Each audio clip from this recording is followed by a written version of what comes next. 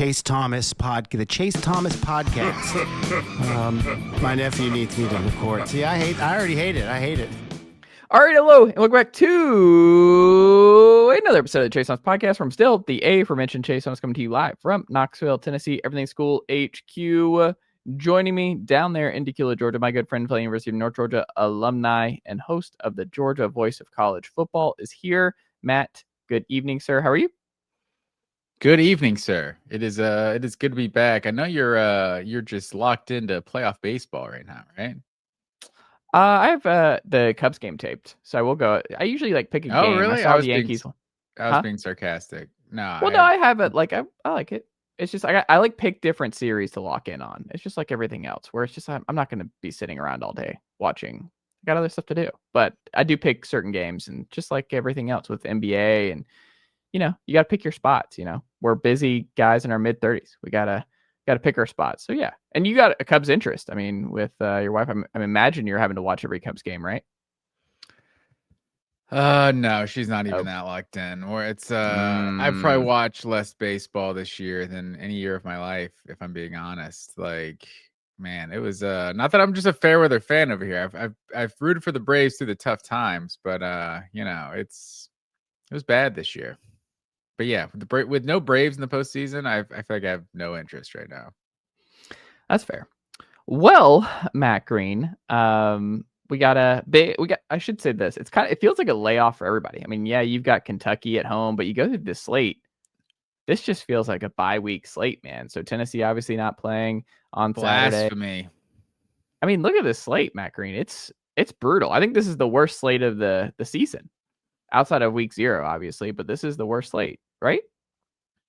College football always delivers, sir. You're getting defensive here. I'm saying this is objectively a bad slate. A couple weeks ago, people I think thought the same thing, and then you're still going to get good games. We'll see. I don't know, man. This slate's pretty putrid. This just feels Florida like State, a lot of Miami, mailing in. Alabama, obviously that's the big one on Vanderbilt. If Bama Vandy is your number 2 game, with all due respect, it's not a big time college football weekend. Yeah, I don't know. It's still early in the season. We don't know how good some of these teams are. It feels like there's a little less enthusiasm for some of these games that we might have thought, like a Texas Florida or something like that. But it's still Texas Florida. It could still be it's college football, man. It always delivers. That's all I'm saying. I'm still going to be locked in.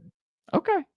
Fair enough, Matt Green. We've seen Kentucky give Georgia some games through the years, so you're not looking forward to that, right? I mean, so obviously Tennessee on a bye, so we're not going to dive into any Tennessee component here on a pod divided Vols versus Dogs tonight, because there's really not a lot going on with Tennessee this week. So we'll know a lot more about who's playing, who's back, and who's not, and things like that. But just a pretty quiet week for Vols football. But on the Georgia side, so I was driving around taking Khaleesi to the park today, Matt Green, and this was something I was thinking about.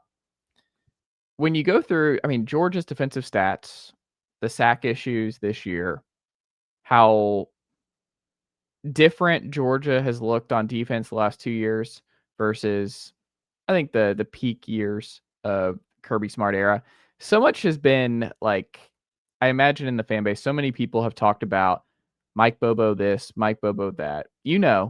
Georgia fans have had a love-hate relationship with Mike Bobo, the offensive coordinator, for nearly 2 decades, Matt Green. But I don't think that's true. Nearly 2 decades? Yeah. Total? Yeah. When did he first get hired at Georgia? I'm thinking he had 6 or 7 years the first time.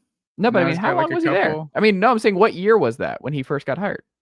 I think 06, 07 was That's what I'm saying. First year. That's 20 years. 06, 07 to 2013, 2014. No. But what I'm saying is Georgia fans have had that from that era on. You would never, Georgia fans have debated whether or not Mike Bobo was good for 20 years.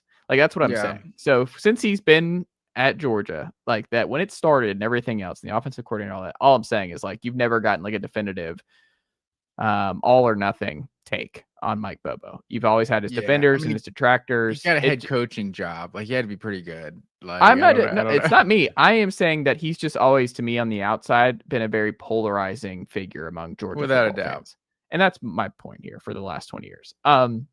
But Glenn Schumann was the whiz kid, right? Like that was something he was like, you hired from within to replace Dan Lanning. Dan Lanning, obviously big time success. You had Mel Tucker there for a little bit. Like you had big names. I mean, I guess Dan Lanning wasn't a big name before he got to Oregon, and that's when he really took off. But it is something I was thinking about, where is this a situation? Because it's not like Kirby's batting 1,000 with the with just staff promotions, things like that, where he will remedy the situation.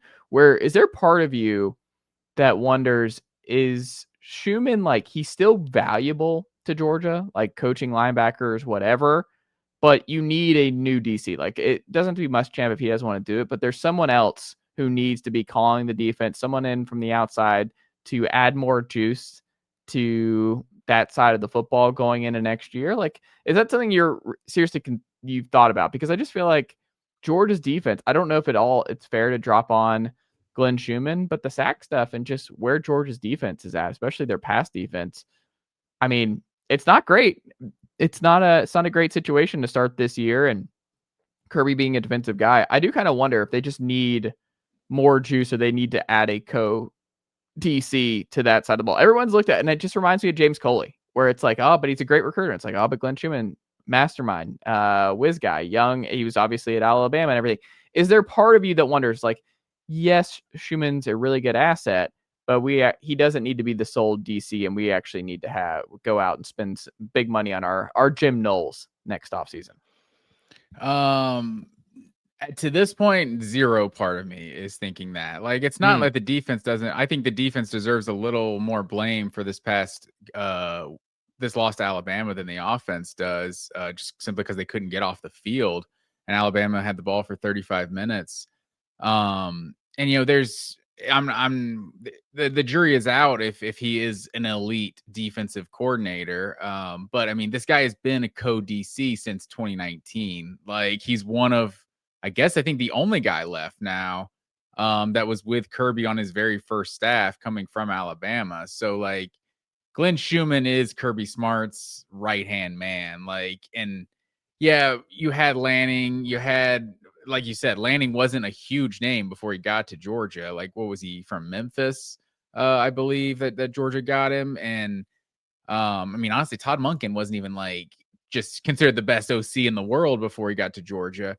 But he was a big name, and he had NFL He was experience. hardly a big name, though. It's like, I mean, Southern Miss. Like, I don't think a lot of people know about what Southern Miss in Oklahoma State were doing like 2 decades ago. You know what I mean? It's not like you brought in like the highest. Well, hold on. You're doing some revisionist history, because he came from the Cleveland Browns and he was with the Bucks. Like, you're skipping the NFL part for like a solid 5 years before he came. But it's not like he was the best OC in the NFL or something. No, but I'm saying you went to the NFL. Like, you went with an outside the box guy who, a lot of experience, a lot more experience. Like, he's 20 years older than Glenn Schumann. No, that's fair for sure. I'm just saying, it's not like everyone knew, oh, Georgia got Monken, like the offense is going to be amazing now. Right. Like, it did take a minute, or at least a year or so. But it was a big swing. For sure. But Glenn Schumann, obviously Lanning was there and Muschamp was there as co-DC. But I mean, you look at last year, I think Georgia had a drop off in talent from the year before, personally, but also like the schedule was the toughest schedule maybe in college football a year ago. Georgia played 5 games, if you include the Notre Dame game too, which the offense didn't help the defense out very much, and 7 of that it was a kickoff return for a touchdown. But if you count the 5 games Georgia played a year ago versus college football playoff teams, they allowed 15 points per game in those games. So it's like, obviously Alabama was not a playoff team, and you gave up 40, but I think to this point, Glenn Schumann is still one of the best defensive coordinators in college football. And if we have a whole season of this and Georgia gets, picked apart by every team that has a good offense in the SEC, well, then we can revisit this conversation. But I think to this point, like, he's been a huge part of all of these staffs. Obviously a great recruiter, and that inside linebacker room is just stacked every single year for the last decade.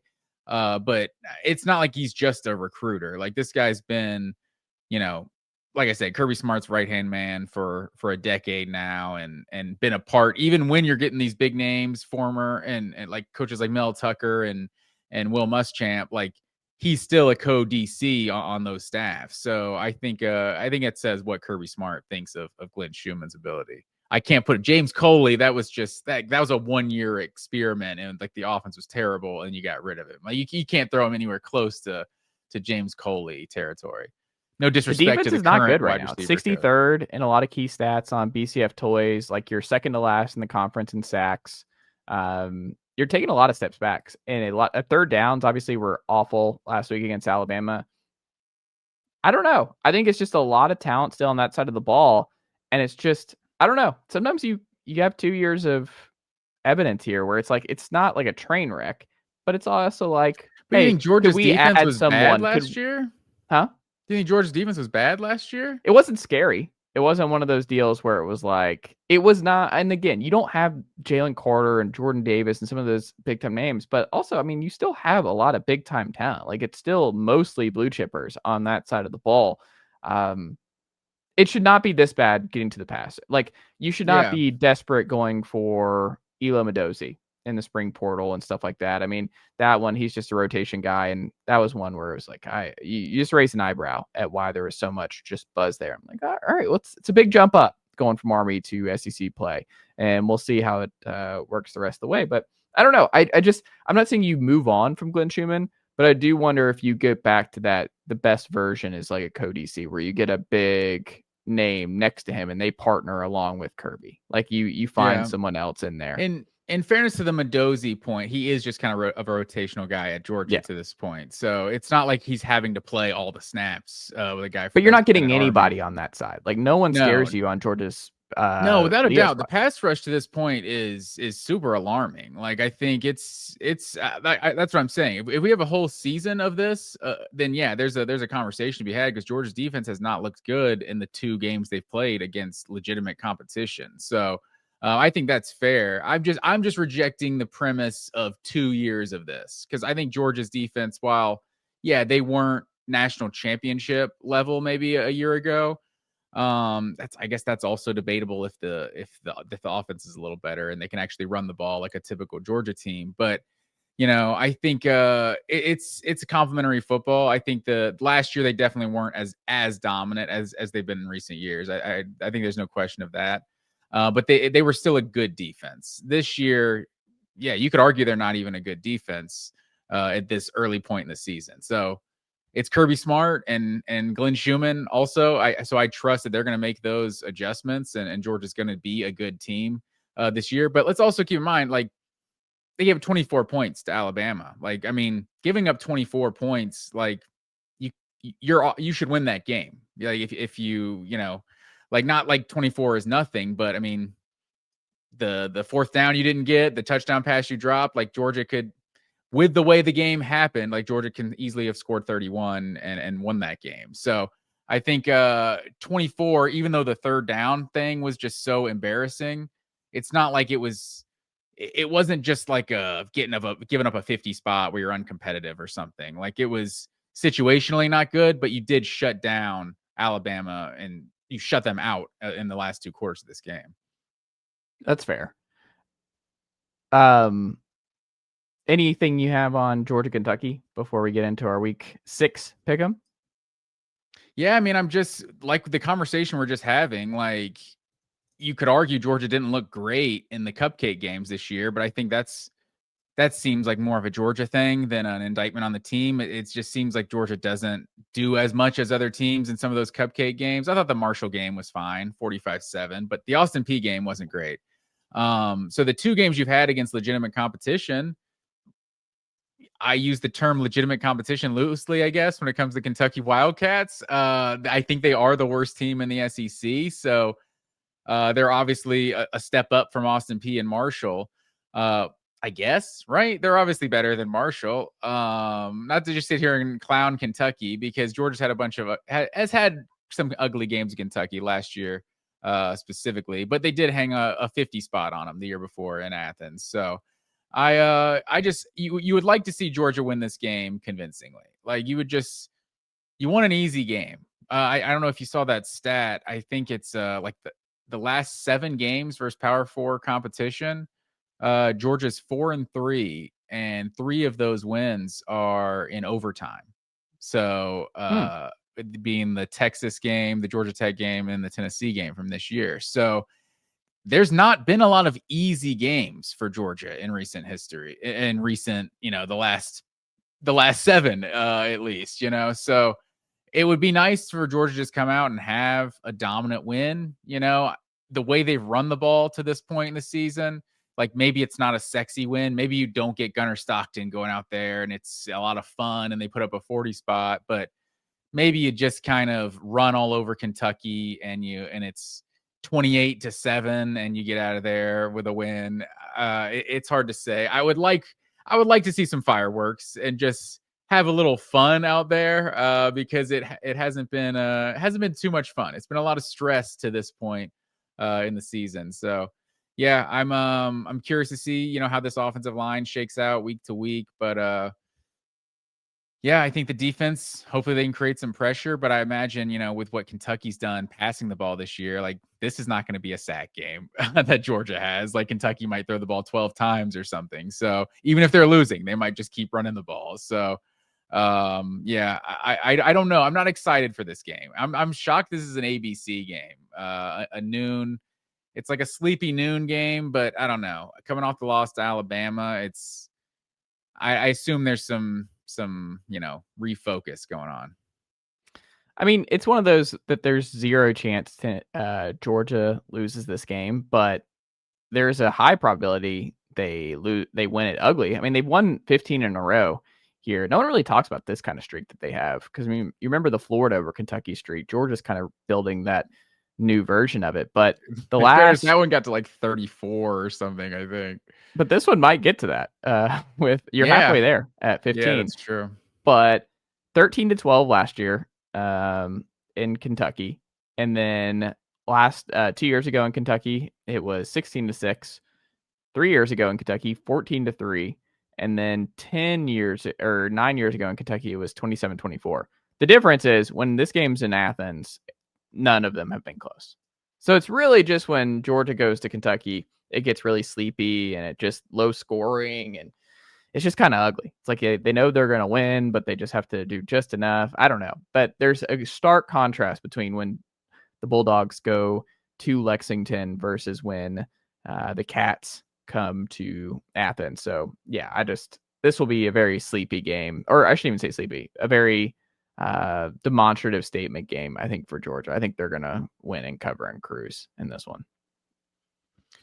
Yeah, I'm with you. There's been a lot of those kind of games, like the 2021 game. Like I think Kentucky it was 30-13. I'm pretty sure Kentucky went on like an 11-minute scoring drive, like to score with like 30 seconds left in that game. It was like there was no intention on winning that game. It was just like let's score 2 touchdowns on Georgia. I guess that was kind of an accomplishment in 2021. One quick thing though before we do our quick pick 'em here on kind of an abbreviated pod divided Vols versus Dogs tonight, but what of all the CFB jobs that have opened up here to start the year, what is the most intriguing opening to you and why? I think you're gonna disagree because you're just a hater. But it's the Arkansas Razorbacks, sir. It's the only one. Like they're the one with the SEC money. Like so who are the candidates here? I have Arkansas, UCLA, Virginia Tech, Oklahoma State. Are those the only 4 that have opened up to this point? I think those are the only 4, yeah. I think Oklahoma State's got to be last just because I don't know with what the Big 12 is right now. Like I feel like the T. Boone Pickens money seems to be gone. I don't know what sort of fortune he left after he passed, RIP. But it's the way they talk about Oklahoma State is like a poverty program these days. Like they don't have the money to compete in NIL. And I kind of thought they felt like they had the bones of that, like one of those teams that was going to be a player and something like that. But maybe I'm just going back to those kind of T. Boone's Pickens days where it seemed like they were kind of making plays. Those Zach Robinson, Des Bryant days I know you love. But yeah, like Virginia Tech, I know.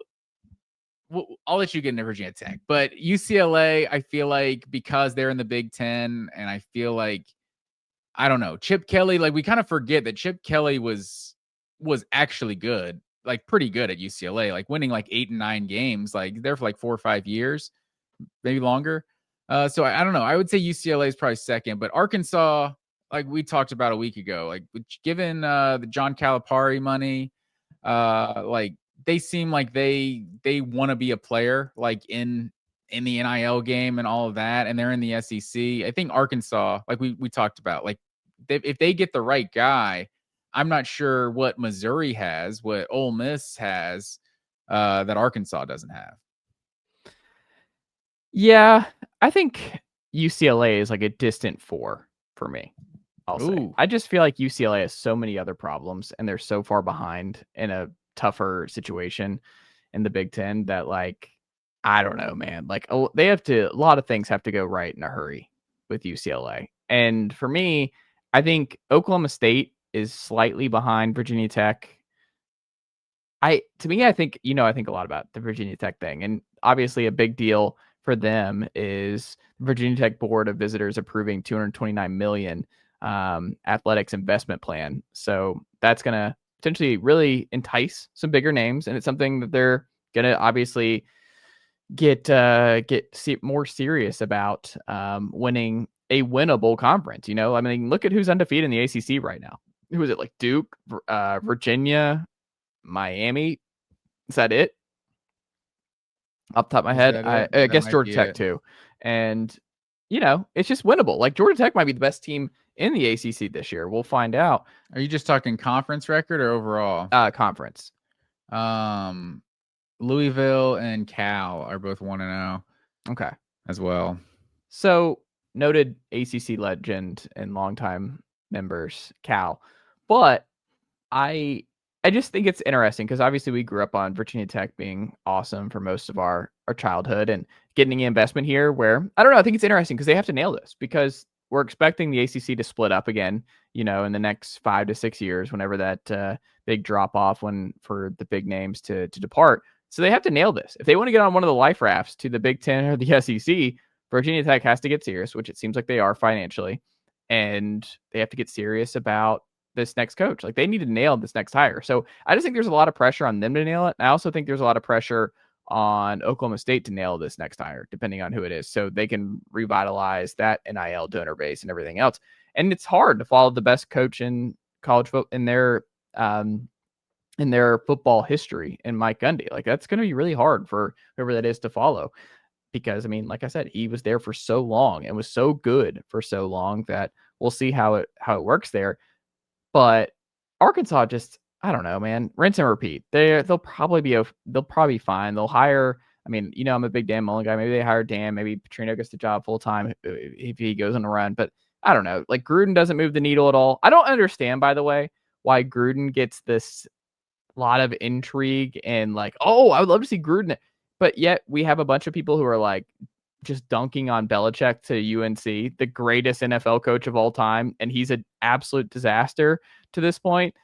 And no one's mentioning. He also was out of coaching for like 2 years or something when he took the North Carolina job, right? Like maybe a year. Yeah, Belichick. It's like Gruden's been out for how long now? Like, I know he had the little 3 stint years with the Raiders, 3 or 4. Yeah, are you talking Belichick? Gruden is 3 or 4. Belichick was just 1. Gruden's been gone way more longer than 3 or 4 years, right? No, I mean, he was the when did he had that little blip, but he had already been out of the game for like 5 or 6 years. Like when he first he left in Raiders, 2021. Right? What was it before that? There was like he had a pretty nice blip before that. Okay, yes. Yeah, it's like it is kind of funny. To your point, yeah, that is kind of funny. I think it's because people just like John Gruden. Like, I don't know, he's an awesome guy. Like, it's because he's media friendly and Belichick's not. And everyone's just like, oh, I would love to see Gruden. It's like, why? What makes you think that would work? I'm not saying it would or wouldn't, but it just seems odd that we're watching Belichick and UNC get off to a terrible start, and he was the greatest NFL coach of all time, really struggling out of the gate at an easier job in an easier conference than throwing out like Gruden at Arkansas. I'm just like, what are we doing? Yeah. Why? Also, Why? like the second he gets like pissed off, like I think people kind of forgot that he's got like some Muschamp to him. Like I don't know, like social media would blow up. I don't know. He seems like the kind of guy that might headbutt a player or something. I don't know. Not should to take the NC State job if it opens. Like they just had a bad loss. Who did NC State lose to on Saturday? Oh, Virginia Tech, and they don't have a coach. So he was coaching the SEC, man. No, I mean, I would like him there. I mean, you have Will Wade coaching basketball. Like there, I don't know. There's a lot less pressure for him to win big. And Gruden versus Belichick, NC versus NC State. Just do that. Like that makes more sense to me. I think it's really hard to go from no experience to coaching in the SEC. Like, I don't know. Yeah. No, it's a pipe dream for sure. But so your answer to this question is Virginia Tech? Yeah, I think so. I feel like every year we get removed from Michael Vick, like the less and less cool. I just think it's such an important hire. Like they have to nail this hire. They have to. But if they do, Virginia Tech might be on one of these life rafts to the Big Ten or SEC. Yeah, maybe. I don't even want to think about that. I don't want some mega conference action, but I don't know, man. I think Arkansas is gonna land a bigger name than Virginia Tech does. I think it'll be a bigger hire. Interesting. I don't think so, but we'll see. You love Dan Mullen though. I don't know, what does Dan Mullen have that Bobby Petrino doesn't have? He was a lot more consistent. I don't think Bobby Petrino ever got a team to number 1 in the country. Did he? That's probably true, but he probably had more consistent like top 10 teams. Like his first run at Louisville, won at Mississippi State. His first run at Louisville though, like before he went to the Falcons. And then so he's 107 and 61 as a head coach. What is Bobby Petrino? He's also a guy who won pretty solid at Arkansas too. Like if it wasn't for all the scandal, 137 and 71. I'm not a mathematician, but I think Dan's got a better percentage there. Less games, but he was 34 and 15 at Florida. What was Bobby at Arkansas? He was. Why did they not have the actual? 34 and 17. So kind of close. 34 and 17 the whole time? Yes. Yeah. I look, the worst year he had at Louisville was 8 wins. Oh, and then he had 2 and 8, and then he was done, I guess. Yeah. But the first time 11 wins, 12 wins, like took Arkansas 2 double-digit win seasons at Arkansas, 11 win season at Arkansas. Like they were ranked. Arkansas was ranked number 3 in the country with Bobby Petrino. So I feel like they're almost the same guy, and you already got Petrino there. And he actually, to quote Jackie Moon, he actually wants to be here. So I don't think there's a lot of people that actually want to be at Arkansas, and Bobby Petrino wants to be there. I'm not sure how much. I guess. What Mullen will have on Bobby Petrino is however many losses Bobby Petrino ends this season. I think if he loses like 4 or 5 games, the 2 and 5 or something, or however many games are left, he won't be that popular of a hire. But if he's got a winning record or something, like, and they're competitive, I think Petrino could be the next guy. That's fair. Well, Matt Green, let's run through our week 6 pick'em. Where do things stand going into this week? And let's hit the big ones here. Okay, so on the season, I am 37 and 19 money line. You are 36 and 20. So I got a 1-game lead on you there. And then against the spread, 33 and 23 to your 29 and 27. So I got a 4-game lead on you against the spread, but so 59% on the season. You are 52% on the season against the spread. So, making the people money. Zeus, however, 2 and 2 on the year. Technically, his teams are 3 and 2, but that Ole Miss one, we're disqualifying him last year. So see if Zeus can get above 500 this week. There you go. Well, he also needs to know who the home dogs are. Like if Zeus is going to be playing this game, he's got to be more familiar with who's favored and who's not. That's a big part of this process. I think that's a fair critique. He's I would say he's only human, but he's not human. Mm-hmm. So he's the rankings threw him off last week. He's been doing this for like 5 years. I think we can cut him some slack. He got the home dog. He misunderstood at that time. Thought the number 3 team would be ranked favored ahead of number 12 or whatever it was. So, throw him a freaking bone here. There you go. Well, Matt Green, biggest game of the weekend, the one I'm most excited to check out here. Miami at Florida State. Florida State, 4.5 point home dog. This has to be Zeus's home dog of the week, Matt Green. I thought about it, man. It's Zeus thought about it. We discussed it. First road game of the season for Miami. Vibes wise, I feel like people are just way too down on Florida State after the loss to Virginia. The weekday road game, always a tough spot. And I think most people would look at the stats and say Florida State's got the number 1 offense in America. And I would say not so fast, sir. Florida State in 2 games versus Power 4 competition this year is averaging 35 points a game. One of which is against who is that? Disregard. Alabama and Virginia. Those are the 2 teams. I wrote my notes down wrong. Disregard. Yeah. They're averaging 35 points per game against Power 4 competition. Miami is averaging 34 points per game against Power 4 competition.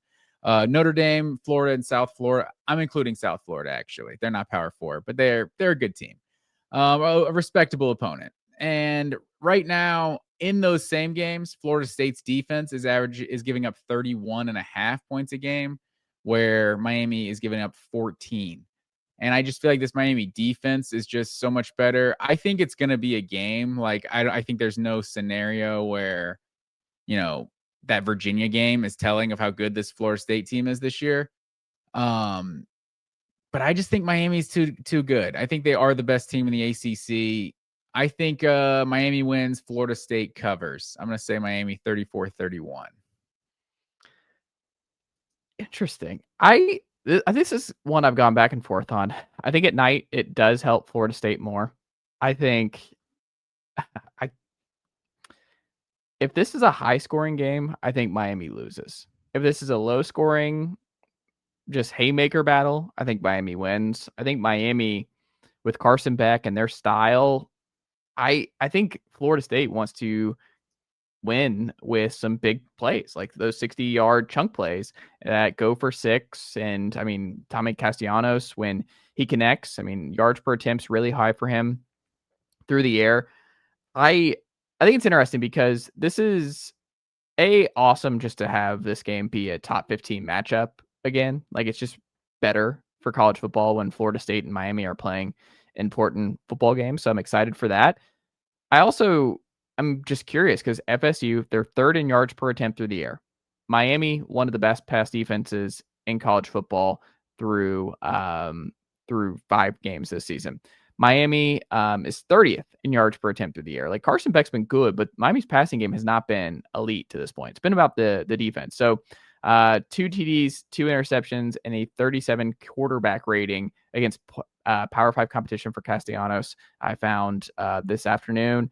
BCF Toys also has FSU 34, 30, and 45 in their offense and defense ratings. So, yeah, they're ranked that high, but the numbers don't love Florida State as a whole right now. It's not like it's just really bad on one side, but it's just maybe not as good as I think people see. I think it's kind of weird that Miami's defense has been their strength to this point, which is how much they invested, especially in the offense. But like I said, I love their offseason hire with the Minnesota DC, and he's already paying huge dividends for them. And Shannon Dawson, one of the best offensive play callers in sport. They're going to be fine on offense, but that's just not where it's been ultimately yet. Like, Carson Beck has not balled out to an extreme degree to this point. Doesn't mean he's not going to. Just to this point, the defense has been the bread and butter for Miami, especially their defensive line. So Miami against Power 5 competition, though, 6 plays of 10-plus yards through the air and 1 20-plus yard play through the air. Nothing further.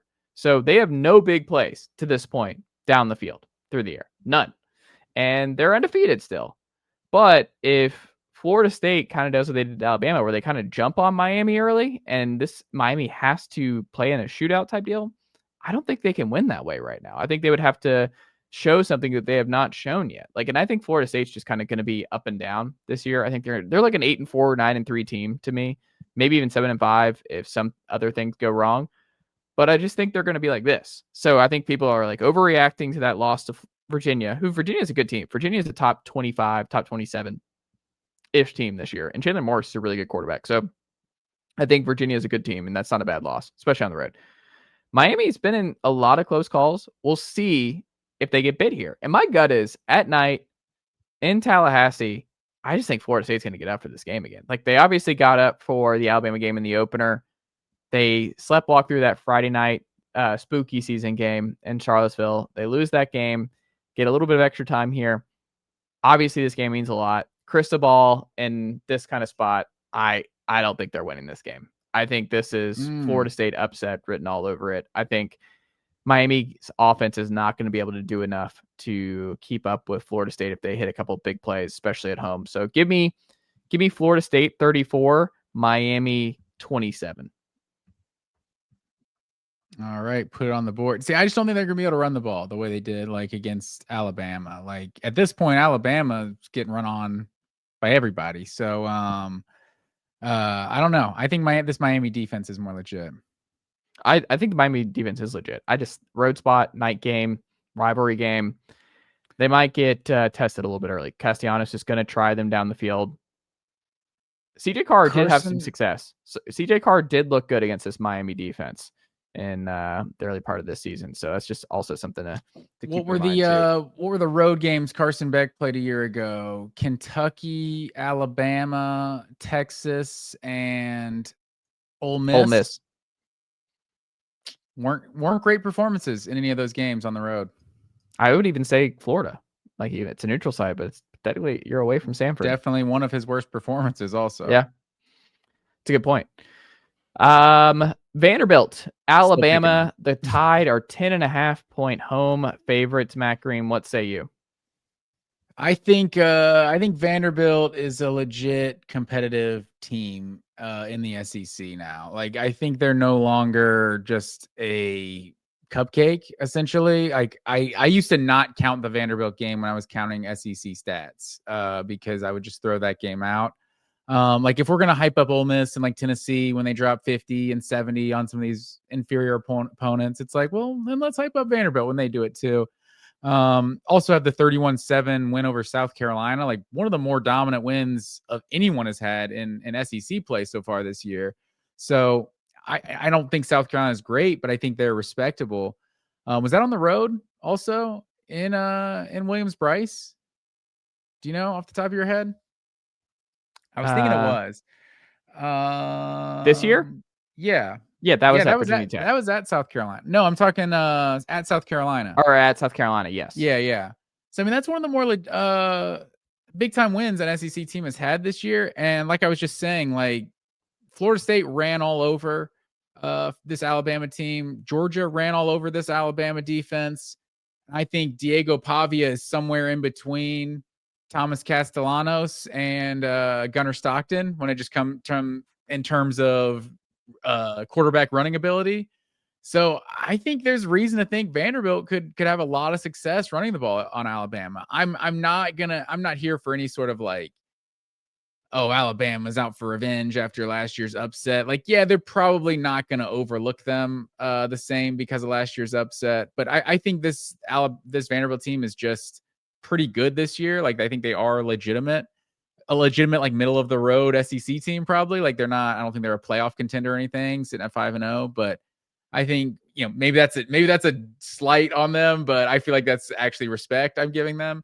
But with all that said, I just think Alabama's better, and I don't know. I think it was kind of magical for them to actually beat Alabama a year ago at home as well. I'm going to say Alabama wins and actually covers this spread, 38-24.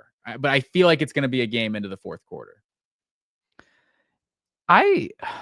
It's so interesting because Bama obviously upset by Vanderbilt last year. And like you said, Vanderbilt's legit. Like, Vanderbilt is a legitimately good team. It's weird that I felt better about Bama against Georgia last week than I do about Bama versus Vanderbilt at home. It's just where we're at with Alabama. It's also where we're at with Vanderbilt. Vanderbilt's only allowed 1 TD through the air. Bama beats Georgia. That's another reason. Yeah, I mean, but Vanderbilt's only allowed 1 TD through the air in SEC play. It's a top 10 offense battle, which again, just where we are in the sport, number 4 versus number 8, which is pretty wild. And both, like, this is a top 10 offense game for both sides.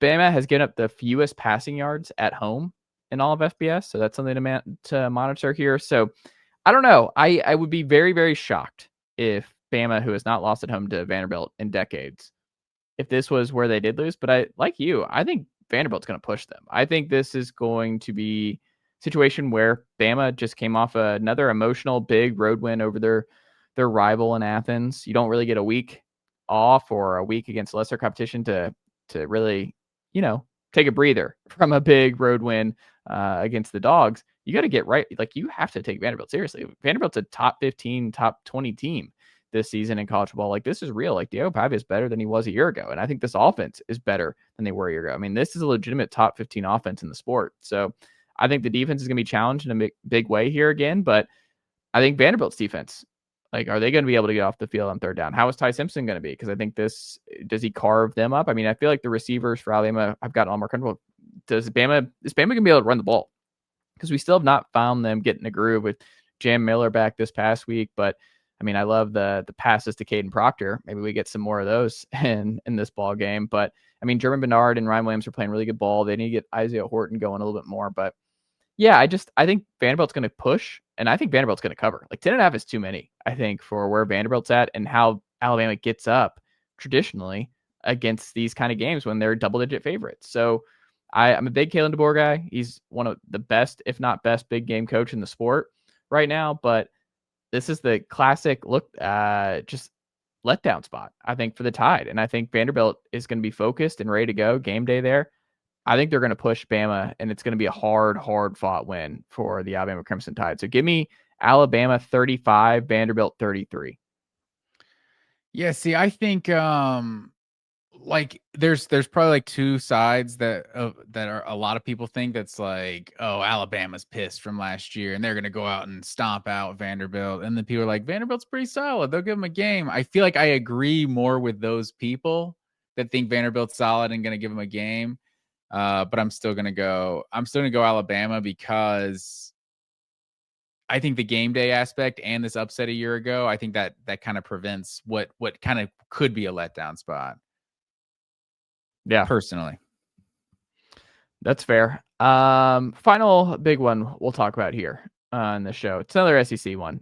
Texas, Florida, something that we thought was going to be a big game before the year.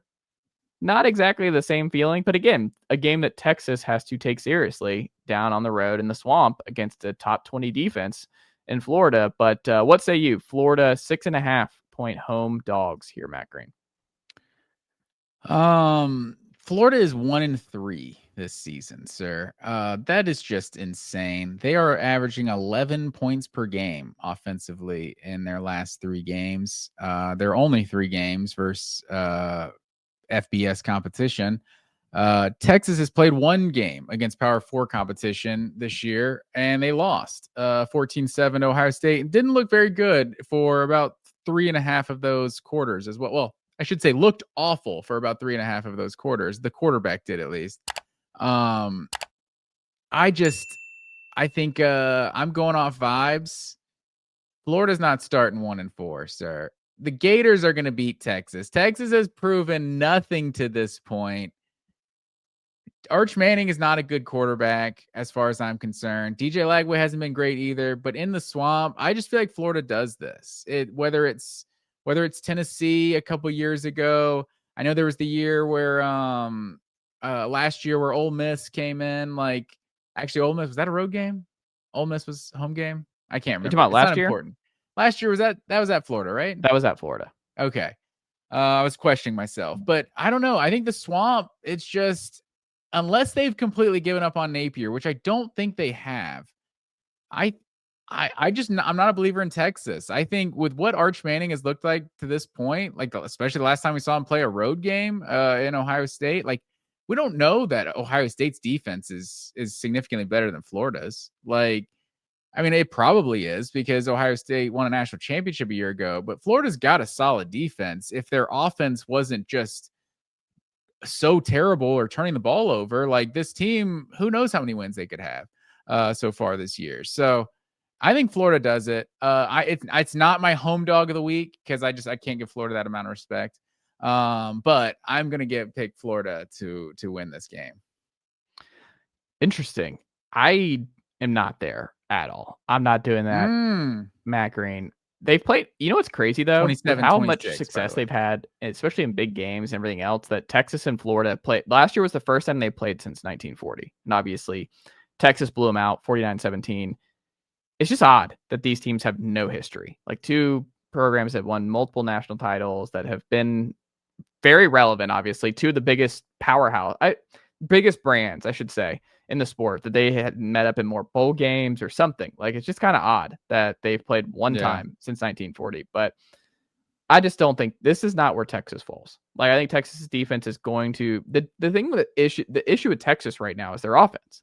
Like, the issue is like where Arch is at. He looked a little bit better in his last start, but to me, UF, they're 74th in offense. UT's problems are not on defense. This is still a top 15, top 10 defense.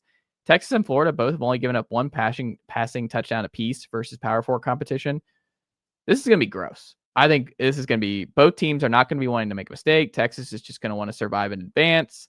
You really need to get Ryan Wingo going, I think, in this game if you're Texas. But yeah, I just think this is going to be, you know what it reminds me of? I think it's going to be like what Tennessee did at Oklahoma last year, where they just kind of sit on them and get out of there, where it's like, we can't do a whole lot. It's a tough environment. Let's just escape here with a win. Nothing flashy. Arch, you're carrying the ball 20 times in this game. We're going to do what we need to do to escape with the victory and keep it moving. So I think this is going to be low scoring. Give me like 24-17 Texas in this ball game. So I guess Florida, Texas does cover here for me. But yeah, I think this is going to be low scoring and really ugly.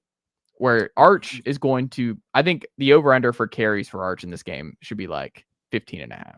I think he's going to hit the over. Yeah, I think that's like the exact over-under on this game. I think it's like 40.5 or 41 or something like that. You're right on it. But I had 27-26 Florida, by the way. Okay. I think we'll see. We'll see what happens. What's the most amount of carries? I'm looking for what's Arch carried this year. He has. Sorry, I want to pull this up because I am curious. Actually, I had his. He had 10 carries against Ohio State. So that was his only other big game this year was 10 carries. I think he's going to get around 15 to 20. I think that's what we're going to see here. Yeah, I could see it. He had 6 for 33 against Mississippi State last year. Is that the one start he had in the SEC? Yeah, they're going to run him. I think they're running Arch in big games. Yeah, I'm not sure about this offense. And if we're not sure about the offense, we're not sure about the quarterback. That doesn't necessarily travel well. We shall see. Let's run through the remaining big games here. Matt Green and our pick. Let's do some quick hitters. Boise, Notre Dame 19.5. What say you? One of the more legit stats in all of college football to this point, like just through 4 weeks, is Notre Dame is averaging 44 points a game this year, sir. And they're the only team in all of college football that's played 4 Power 4 teams to this point. And 2 of those at Miami, at number 3 Miami, and then number 6 Texas A&M. So like this offense is legit. South Florida blew out Boise State in their one loss this year. They are averaging 49 a game since then, but I think this Boise State offense is legit. I think they probably flirt with 50 again. I'm gonna say 41-20 covers. So yeah, let me go 41-20. Yeah, I think the Notre Dame offense is legit, but I think their defense, particularly their secondary, sucks. So I think Notre Dame's got real problems on the defensive side of the ball this year. I don't know if Chris Ash is a 2-year guy at DC for the Irish. I wonder if they make a change. They're very much missing Al Golden, who is now on a bad Bengals team that lost Joe Burrow as their new DC. Kind of like one of those where maybe both sides should have run it back for another year. But I think Boise is going to score in this game too. I think this is one that Boise's going to cover. It's going to be like, whoa, really? Because Boise's not bad. Like they lost that South Florida game, but Boise's not bad. Like Boise's a 10-win Mountain West team this year. They're just not as good as they were a year ago. I think they're going to score in this Notre Dame defense. So give me Notre Dame 49, Boise 30. Oh, so Boise does cover. Just barely, but I think they cover. And people are like, oh, this Notre Dame defense is just going to give up points every week, huh? Quick hitters here. Iowa State, Cincy 1.5. What say you, Matt Green? I'm probably wrong because I feel like we never. Once you finally buy into a Big 12 team, that's when they let you down. But I'm buying into Iowa State, man. They look like the best team in the conference right now. Maybe next to Texas Tech. And yeah, I'm gonna say they go on the road, take care of business, 27-24. Interesting. I thought you were about to go Cincinnati there, because Cincinnati, Brennan Sorsby, been really good. They should have beat Nebraska in the opener. And they're favored here. I think this is an upset. I think this is where Iowa State drops one. On the road at Cincinnati. Give me Cincinnati to win outright, win and cover. Give me Cincinnati 27, Iowa State 20. All right, put it on the board. Michigan, Wisconsin, 16.5. How the mighty have fallen. Good Lord, Wisconsin. Yeah, it's always a joke in our household. I've probably told it on the pod before, but Michigan, Wisconsin just tore years ago. It was like that's a huge rivalry, right? So it's a joke that this is like the biggest rivalry in the Big Ten. I was just like, I mean, I guess I'm sure they don't like each other, but I don't know. It's not like a storied rivalry, but so jokingly, the biggest rivalry in the Big Ten, Michigan and Wisconsin. Wisconsin's bad. I don't think they're, 16.5? I don't think they're 16.5 bad. Or maybe I don't think Michigan's 16.5 good. Like, I don't trust Michigan to just blow out Wisconsin like that. So I'm going to say Michigan wins, but give me Wisconsin to cover, 31-23. I think Michigan wins and covers. I think Wisconsin's really bad. There's some quit factor here, especially on the road in this spot. I think Michigan pours it on. Give me Michigan 42, Wisconsin 10. Oof. I think this one's ugly. Kansas State, Baylor 6.5. Is this the Gary Danielson, Brad Nessler game, Michigan, Wisconsin? Oh, that's a good question. Probably, honestly. They haven't been getting good ones these days. No. Wisconsin, Michigan. Michigan. This is big noon, actually. Oh, excuse me. Kansas State, Baylor 6.5. What say you? Kansas State, Baylor. Kansas State was my preseason Big 12 champ prediction. I have since jumped off that bandwagon. Give me the Baylor Bears, 36-24, win and cover. Yeah, I got Baylor at home, winning and covering. Give me Baylor 38. Let's go Kansas State 30. That's covering, right? Is it 6.5? Yes. Okay.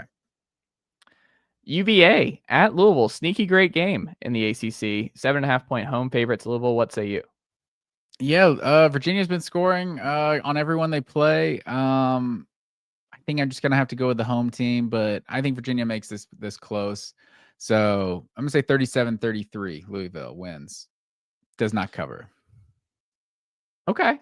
I think Louisville wins and does not cover either. I think UVA is going to be right in this. Would not be surprised if UVA won it outright, but I still think at home Louisville stays perfect here. But they do have the better quarterback, UVA does, over Morris, over Moss in the portal quarterback battle here. But yeah, give me Louisville 31, UVA 28. Washington on the road at Maryland. Maryland 5.5-point home dogs. What say you, Matt Green?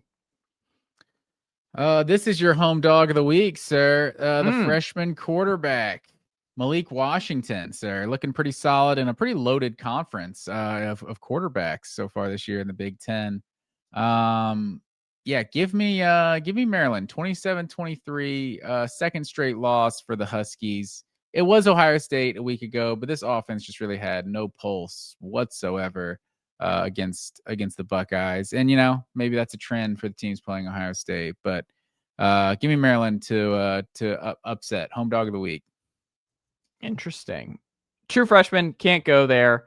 I think he struggles in the start. I think Washington bounces back after their home win streak loses after 20 so odd games last week. Give me the Huskies to bounce back here in a positive way. Let's go Huskies 27, Maryland 16. Texas Tech at Houston. Houston, 11.5-point home dogs. What say you, Matt Green? I think this might be like one of the crazier games of the weekend. I was really close to picking Houston in this one. I think this one's going to be a lot of fun. But I like Texas Tech. I think they look like the best team in the Big 12 to this point. Give me Texas Tech to go on the road, pull this one out, survive the upset, 34-30. Okay. I think Texas Tech wins, but I think Houston's a lock to cover. Houston's legitimately pretty good. I think Houston, Connor Wegman and company, and Willie Fritz has got that thing moving in the right direction. But I do think Texas Tech finds a way, but I do think Houston makes this very interesting. Give me Texas Tech 38, Houston 30. And then finally, Mississippi State at Texas A&M, the Maroon off here in College Station. The Aggies are 14.5-point home favorites. What say you, Matt Green? 14.5 just felt a little high. I do feel vindicated with my kind of just preseason vibes of Texas A&M. It's still early, so we don't know. But so far, returns are good on Marcel Reed and company. A lot of these games have not been close. However, when it comes to Texas A&M, Mississippi State, what is this? I think 14.5 is too much. I like this A&M defense, but I don't know. I just vibes wise, I think Mississippi State's a good team this year. I think it could be a letdown, maybe after the emotional loss to Tennessee a week ago. We'll see if they can get back up again. But I don't know. I think they go on the road and they keep it respectable. I'm gonna say 33-23, Texas A&M. Interesting. State covers.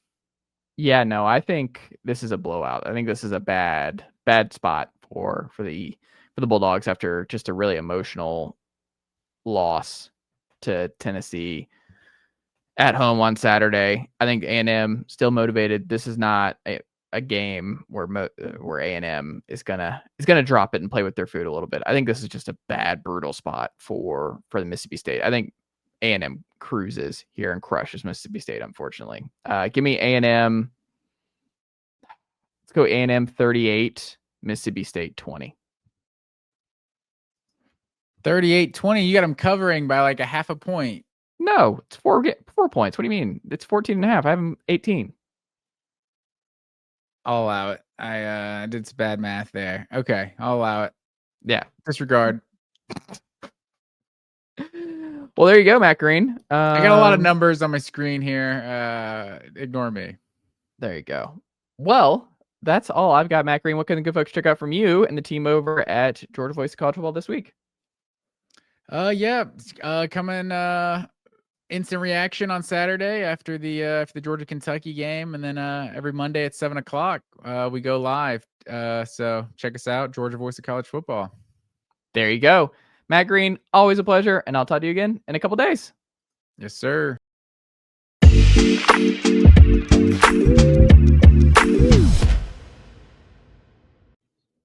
All right, we're back here on the Chase Thomas podcast, where I'm now joined by FANRUN Radio, The Drive, co-host Bob Baskerville, also co-host of The Lowdown with Chris Lowe and Rocky Top Insider. You're all over the place now, Bob. New shows everywhere this Tennessee football season. Chase, I'm global. Yes. Not really. No, not really. But no, it's been a lot of fun. Adjusting to doing the co-hosting thing on The Drive, but that's been a lot of fun. Russell's a total pro, obviously, so and having a lot of fun there. And then, man, the feedback I've gotten on the RTI Lowdown has been great. I mean, and I think that's not so much about me. That's when you get somebody of the caliber of a Chris Lowe involved. And we got some really good guests so far, et cetera. So we're off to a good start there. It's a great show, and I'm glad y'all are able to do it, and it's great to have on Sunday night. Y'all had Ramon Foster on this week that people can go check out on the Rocky Top Insider YouTube channel. And then you have things like this afternoon where the entire show is just thrown out the window because every Vol fan right now is losing their minds about where Tony Vitello is at the moment. And hey, we'll see. The family group chat is not well when it comes to what's going on with Tony Vitello. And I'm just like, I'll believe it when I see it. I'm with you. I think that, excuse me, I think that, first of all, if it's real, he needs to give it a listen. I think anybody would when you get the major leagues calling, but I don't know. I'm not sold it's happening. I'm really not. But I know there's a lot of people. I just got off doing the show, and we got a lot of calls from people. There's some hand wringing going on for sure. But it's a good problem to have, you know? I mean, this is part of the deal. When you have an elite coach, other people come calling. Like, that's how this works, like, across the board. That's exactly right. I mean, we should take it as a huge compliment. And by the way, the other thing too, I talked about this today. It's like, think about this. So today we're in the heart of football season. Now, granted, it's a bye week and all that, but we're in the heart of football season. Yesterday, we spent a lot of time talking about Tennessee basketball because they had just got a commitment from a 4-star class of 27 kid, Ralph Scott, really exciting. And then today, we spend most of our time talking about the baseball program and Tony Vitello, which I would also say all of those things mean it's a sign of a really, really healthy athletic program at large, right? I mean, just things are going well just about everywhere. It's across the board when it comes to Tennessee athletics. So it's kind of got to win some more championships to fully proclaim it's the golden era, but it's a great era for sure. Oh, I tell people all the time, and I think you and I are probably aligned here, is that, like, enjoy the next 5, because I don't think it will ever be better for a Tennessee athletics fan from now and these previous last couple of years to 2030. Yeah. Like, everything after 2030 to me is like, we'll see it to believe it. When Dondi, Randy, and Danny potentially are all exiting stage left together, that's just a lot of change and a lot of turnover. And this kind of situation where everybody from the top down is on the same page. Yeah. It's very rare. It's very, very hard to get. Doesn't mean it won't happen again. It just, I would not bet on it happening this way right after you have this run with these right. Folks. And you combine that with just the state of collegiate athletics, who knows what it's going to look like in 5 years too. I mean, it's I think it's going to be markedly different than what we're seeing today, and it's already been moving at warp speed over the last few years. So yeah, I agree with you. So I'm putting you on the spot here, but I am curious, like, if you were to advise Tony privately, like, Tony, like, hey, Bob, what do you think? Like, you mentioned, like, you got to listen to all these opportunities, but, like, what would you tell Tony Vitello? Like, what would you say if he ultimately asked, like, hey, how should I approach this? What are the pros and cons of jumping to Major League Baseball, staying at Tennessee for the next 5? How would you advise him? It's a good question. I think what I would say to him is, Tony, respectfully, you're the show when it comes to Tennessee volunteer baseball. And it's not just for Tennessee, it's really college baseball now. I mean, this guy is, during the Major League Baseball draft, he's a fixture on the MLB network. And I mean, he has become, in my opinion, kind of the face of collegiate baseball. Okay. And I think he likes that, and so that's why I said respectfully, if I'm talking to Tony, it's like, you're kind of a peacock, man, and you like it and you're good at it. And if you think across the board in Major League Baseball now, you, Chase, you might dig a little deeper than most of the fans would, but I rattled off with my co-host Russell the other day the names of some of the Major League Baseball managers that are out there. And I wouldn't tell him what team they were associated with. Or I'd say what team, who's the manager of the San Diego Padres, and I know that, but most people don't. And what I'm getting at is the days of way back when there was Billy Martin and some of the big name, larger than life managers in Major League Baseball, those days by and large are gone, right? There's, a lot of good, smart guys running Major League Baseball franchises, but I just think that's very different for someone like Tony, and at the same time, he's a guy who is so driven to win. I think maybe he'd be like, that's okay. I want to try to make this happen. But I would just say, think long and hard from the perspective of, man, you're going to be taking direction from ownership and everything else. Well, right now you have a boss and Danny White, but at the same time, they have given you just about everything. highest paid coach in the game and at the collegiate level, facilities, upgrades that are about to become spectacular, all the things that he asks for, he gets. And so for me, I just think, man, think about that. Think about what matters to you most.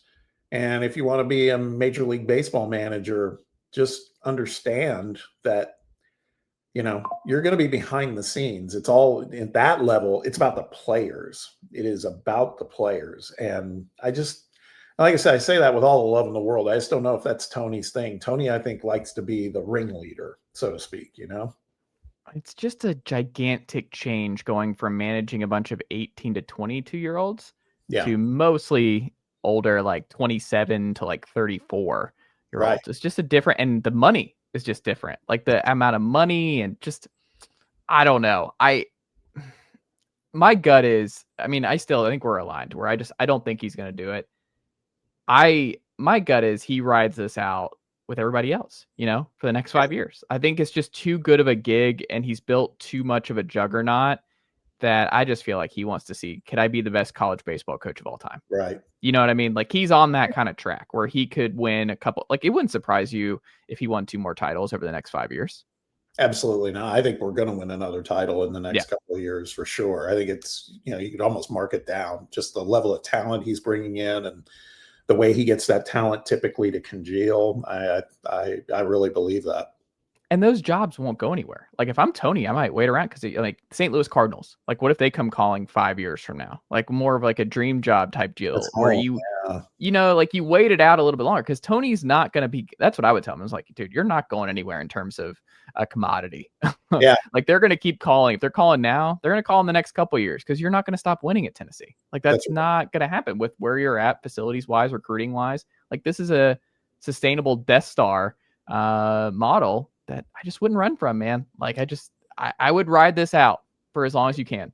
I agree. And I would take it a step further. You mentioned the St. Louis Cardinals, and you're right. That would be like the dream job, home comes calling, et cetera.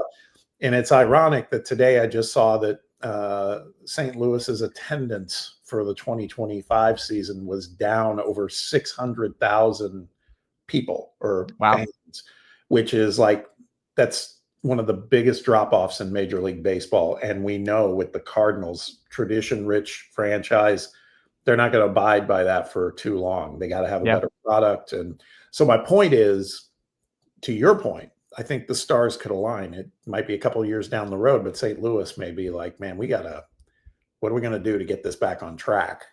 I don't know. Bring the hometown kid back who loves loves the area, all that kind of stuff. Yeah. Like selling tickets, Tony will sell. Like that's the one I could see more of where it's like, if you told me Cards came calling here in a couple of years, then I'm like, yes. San Francisco's just weird. I just don't think it's a Tony fit.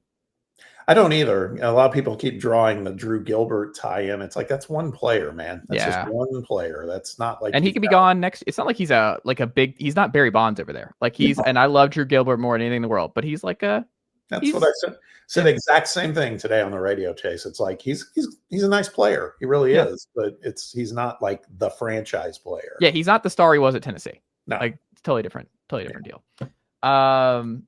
Ralph Scott, you mentioned him. Obviously, you're a big basketball guy, and I think this is a big get because I think a lot of fans were just all eyes on Bo Ogden, obviously with the ties with Rick Barnes and his dad and everything. But it was always going to be a hard pull to pull him out of his dad's literally the general manager for Texas with Sean Miller. So I think Ralph Scott was kind of under the radar because he was just not on the radar of anybody the early part of the summer, and then he does some events and camps, and now he's at IMG, and he's from Bermuda, and Rick Barnes turns the heat up here over the last couple weeks, and they get their first commit here in the 26th cycle. But you know, all I have to see in high school basketball recruiting, you beat Purdue and Houston for a kid. Like, it's just, all right, I'm in. Like, when you see like those are the two, especially Purdue is the one that like you really, really beat. I'm like, yeah, that'll work. That's my first thought. I'm like, I'm all in. I don't need to know anything else, Bob.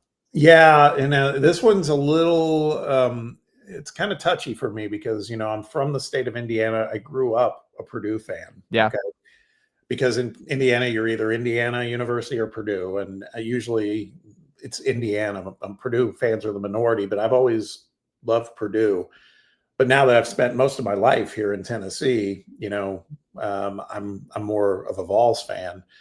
That said, I was watching when all this unfolded, and the whole notion that Ralph has interest in engineering sounds like he's a smart kid. Mm-hmm. Purdue's specialty is engineering. And what I was watching yesterday when the YouTube CBS Sports basketball channel was getting ready to do his announcement over in the live chat, a lot of Purdue fans going, hey, it's time. Let's get going. You know, they felt like it was, no pun intended, a slam dunk, that it was going to be a Purdue choice because of what the kids' interests were academically. Well, Tennessee's got a good engineering school too. Mm-hmm. And apparently Rick Barnes worked his magic, because I have to admit, even as a kid that grew up as a Purdue fan, I kind of enjoyed Tennessee getting the upper hand on Purdue on this one. It feels like they still owe Purdue quite a few, as a matter of fact. So that was good. And the fact, to your point, the company they keep, right, in terms of, it was Purdue, Houston, and Texas A&M, but most notably Purdue and Houston. If Kelvin Sampson, we watched that team just pick apart our guys in the Elite Eight. If Kelvin Sampson saw something in this kid and what he wants, you know, imagines what he can be, that's good enough for me, man. It's like, that's like, we got a good one, I think. Yeah, I'm really excited. I think in Tony Basilio's blog, he has it like he's probably a 2-year guy, which is interesting. That if he sees himself as a 2-year guy, that's pretty nice. I mean, he could be your Nate Ament replacement going into next year, and we'll see, because he might rise even more. Like, he's in the 30s right now, but we're going to see what a full season of tape at IMG looks like for him. I mean, he might rise even more. Yeah. And we've talked about the height. He's like 6'7", 6'8", but 7'1" wingspan. So Barnes loves the wingspans. He does. He really does. So, and he loves his wings, by the way, too. It feels like, you know, like, to me, Dwayne Brown, for example, feels like, I don't know. I say that, it's like, I was going to say that's not a Barnes type guy, but actually, you know, Grant Williams was not like long. He was just a stocky, strong kid. So I guess maybe I shouldn't stereotype too much, but it feels like a lot of times we're getting these recruits in there like 6'5", 6'6". It's like, I want more six in this modern era. I like more 6'10" guys, you know? Well, he definitely loves Felix, right? Like, Felix is one of his guys. Like, he loves Felix's length, and he was just a play. Like, you knew Felix Akpar was going to be great for Rick Barnes. Like, he loves that. Yeah, exactly.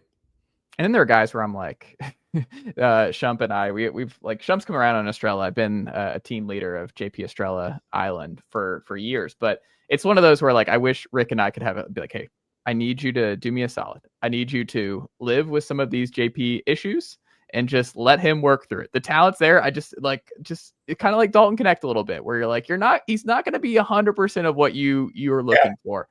Just live with the parts that you like. Like, just let him work through it. That's my whole thing, is don't just pull him when he does one thing that you don't like. Let's just let JP work it out. Let's see what happens. Yeah.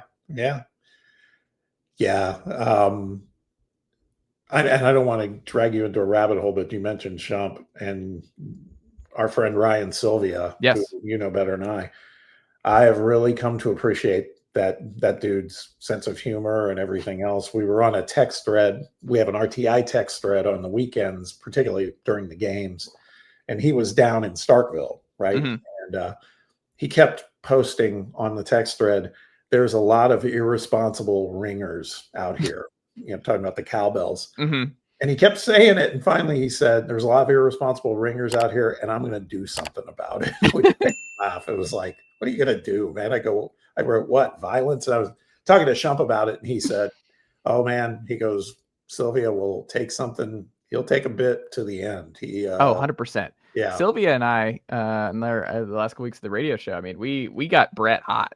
Brett and Garrett hot with we did like 40 minutes on Kentucky and why that rivalry must be preserved at all costs. And our mutual friend, Brett Hoolander, was beside himself. Like, Sylvia is he is legendary at the bit. Like, he'll keep it going. Like, I was dying, Bob. Like, it was, but Brett was so mad. Like, we had to say, like, Brett was so mad at losing Florida and Georgia, and it was so funny. But I mean, Sylvia's funny dude.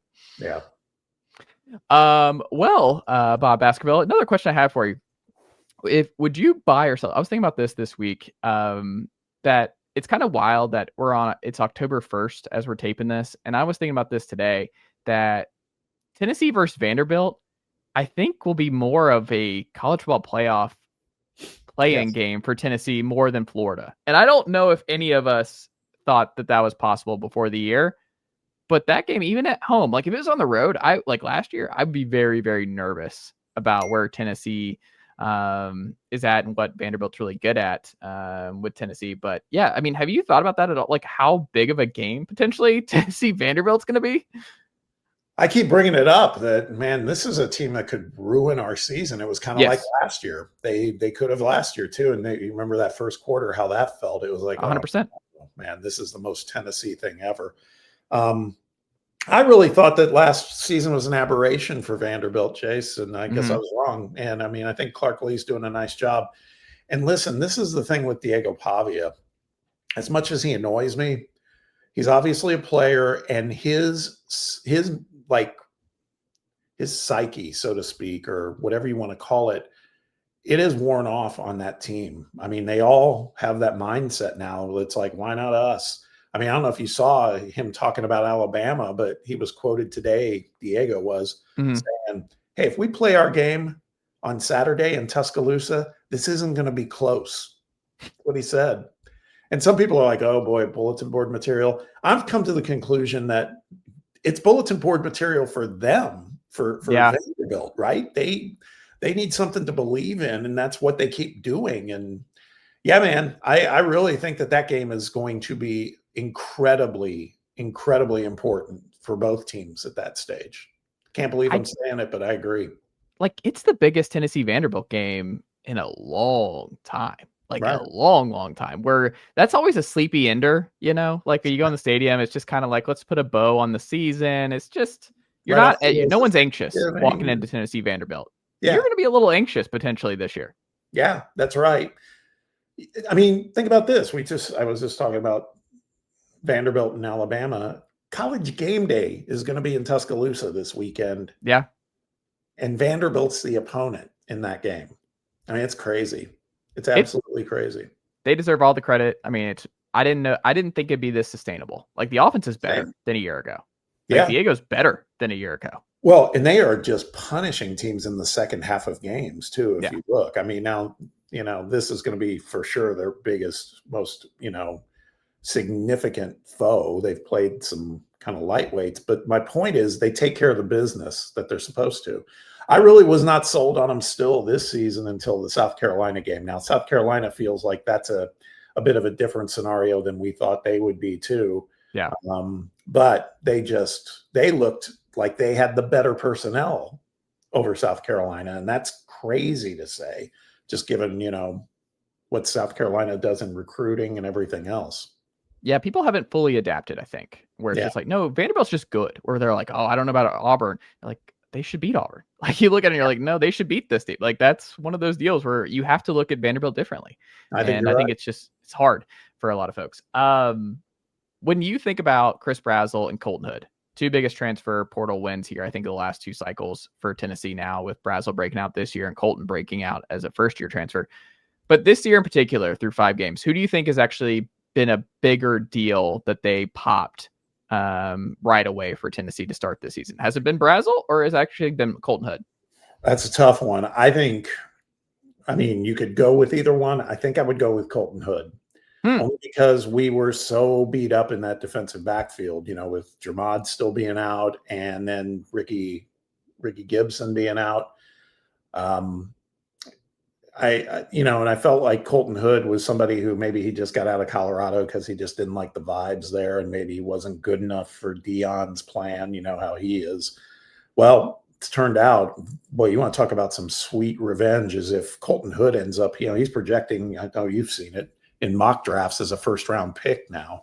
Yeah. If that happens, man, that's awesome. Now, I say all of that, and you could easily go with Brazzell, because the receiver room was, at least for speaking for myself, going into while we were in talking season, the receiver room was one of my biggest concerns. I felt like there wasn't enough depth, there wasn't enough experience, and lo and behold, Brazzell had the experience, but the whole concept of year 2, something clicks in this Josh Heupel system.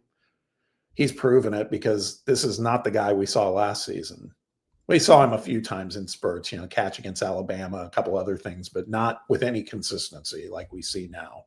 No, I mean, Brazzell, wide receiver one, no one had. Like, he's been an unbelievable pleasant surprise. Like, I love it for him. He's playing with confidence. And you see how much confidence matters in this sport, especially at those two positions. Like, you need guys. That's why I mean, like, the confidence level just matters. Like, you could tell that the confidence was not there with, like, Chaz Nimrod and Chris Brazzell last year. And some guys where you're like, oh, like, Dante Thornton was the only one who you were confident in. They felt like it was just same as at corners. Like, if a corner loses confidence, you see the difference there. And it's just Colton Hood plays with the best celebration, I think, in college football. I love it. But it's just a plug and play. William Martinez and that staff deserve all the credit in the world for how they've been evaluating there. Like, to hit on Dermott and Colton back-to-back cycles, the way that they have two potential first-round guys.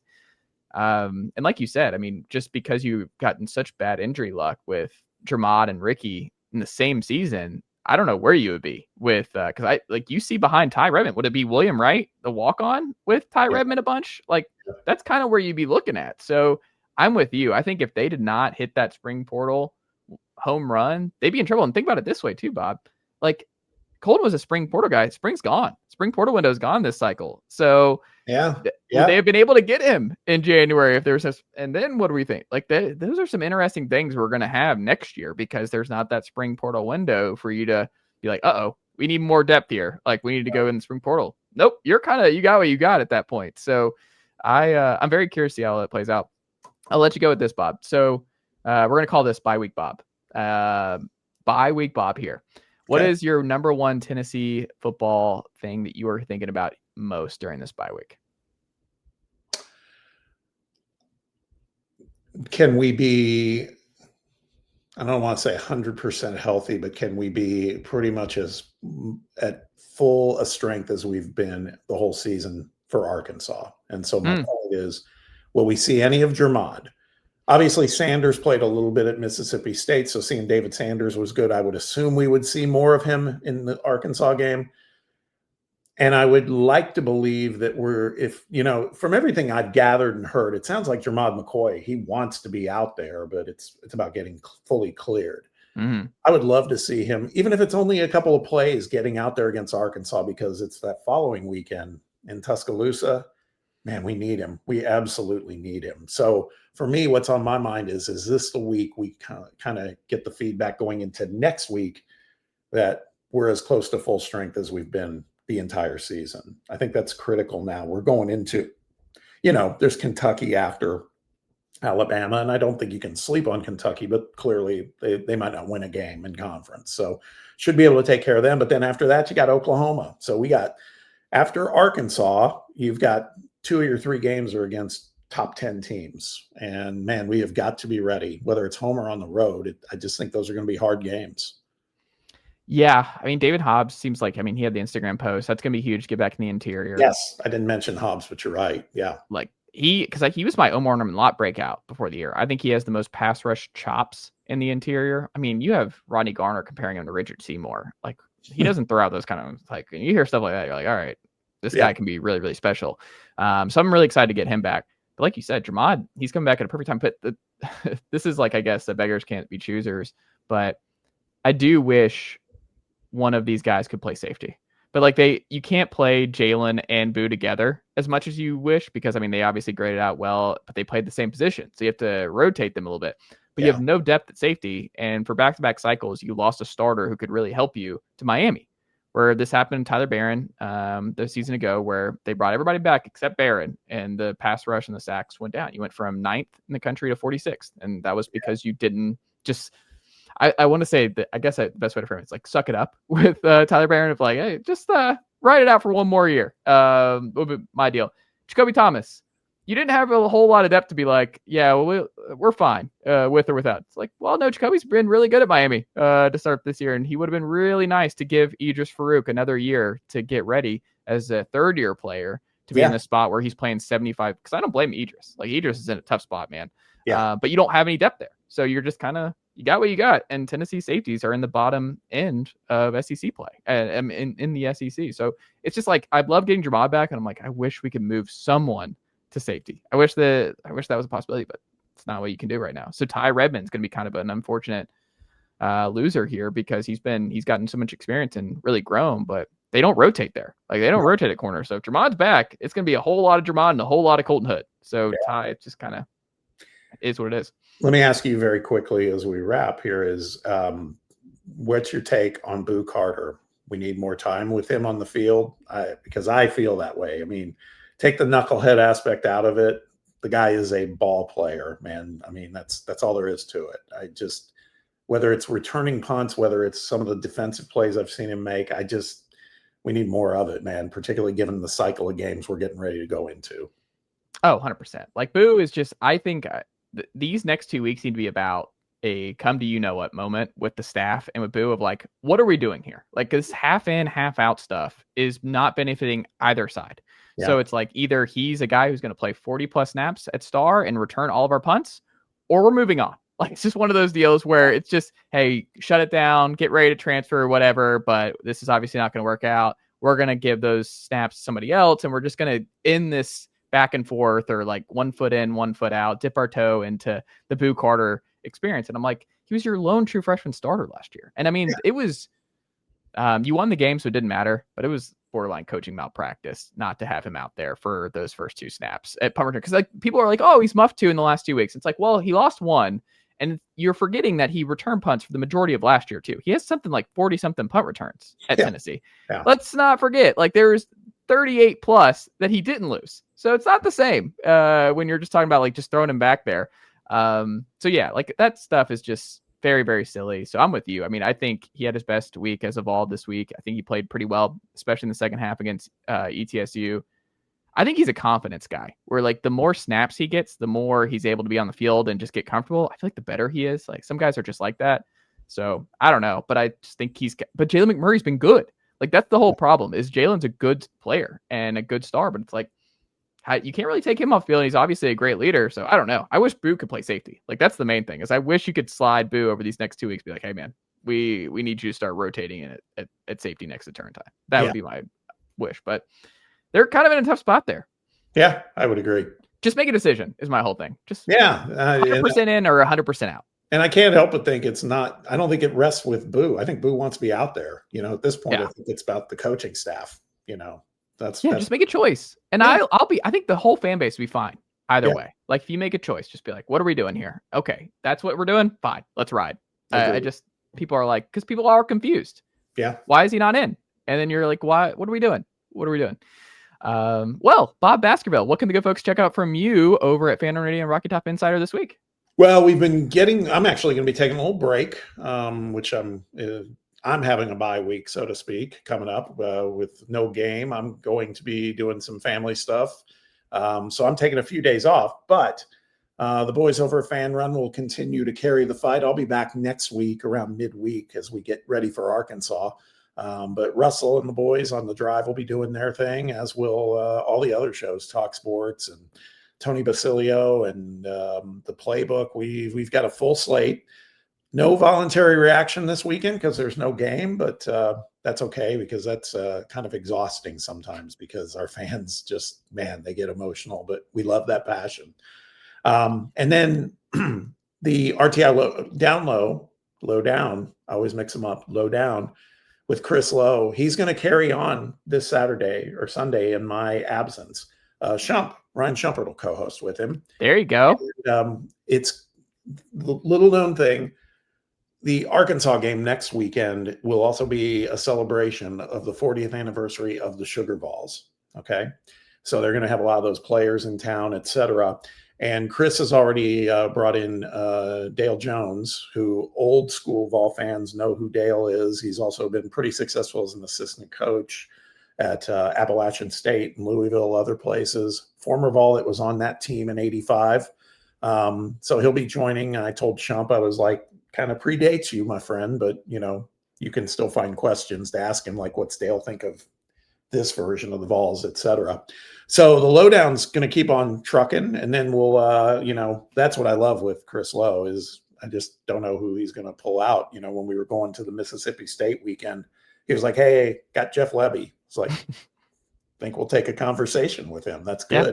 And Ramon was great last weekend, and it's going to be fun. That's going to be fun. And that's going to carry on through basketball season too. So we're looking forward to doing that. So yeah, a lot going on, and great time to be a Vol fan. Great time to be doing what we do, talking about all this stuff. I love it. Go support FanRun Radio and Rocky Top Insider and all the good stuff going on there with Bob and company. Bob, thank you so much for the time tonight, and we'll have to check back in again soon. Yeah, Chase, good talking to you. Take care. Nicely done, nephew. The Chase Thomas Podcast. Hell yeah.